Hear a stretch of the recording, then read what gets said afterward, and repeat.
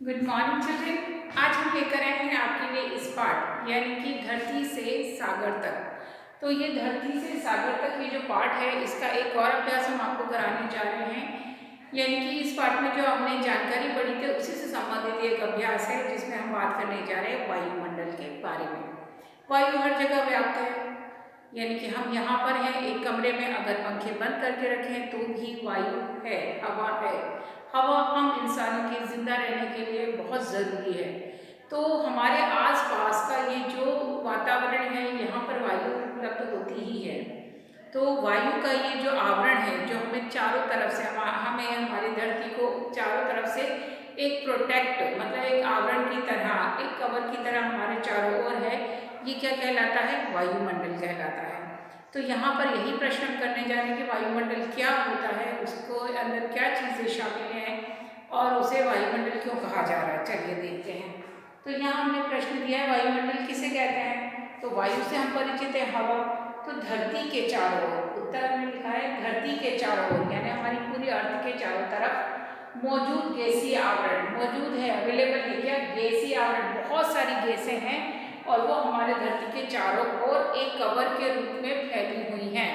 तो यानी कि गैसों का जो आवरण है, जो कवर है, वो वायुमंडल कहलाता है। यानी कि हमारे आसपास उपलब्ध गैसों का जो कवर है वो वायुमंडल है। इस वायुमंडल के अंदर जल वाष्प के साथ धूलकण भी शामिल है। जल वाष्प मतलब वाटर वेपर। आपने जल चक्र में देखा था कि जमीन पर जो पानी है वो भाप बनकर ऊपर आता है, यानी आकाश की तरफ जाता है, बादल बनता है। तो वो जल वाष्प कहाँ रहते हैं? हमारे वातावरण में ही, हमारे वायुमंडल में ही रहता है। उसके बाद धूलकण भी, जब आपने देखा एयर पोल्यूशन होता है ना, तो एयर पोल्यूशन हो रहा है, उसमें आप देखते हो धूल, मिट्टी, ये सारी चीज़ें ये भी कहाँ जाती हैं? हमारे वातावरण में, हमारे वायुमंडल में। तो यहाँ पर हम कह सकते हैं कि हमारे धरती के चारों तरफ गैसों का जो आवरण है वो वायुमंडल है। इसमें धूलकण भी है, इसमें जल वाष्प भी है, यानी कि वाटर वेपर भी है। अब इसमें कई सारी गैसें हैं, जैसे आपने कहा, तो हम कह सकते हैं कि वायुमंडल कई तरह की गैसों का मिश्रण है, कॉम्बिनेशन है। उसमें कोई एक गैस नहीं है, बहुत सारी गैसें मिक्स हैं।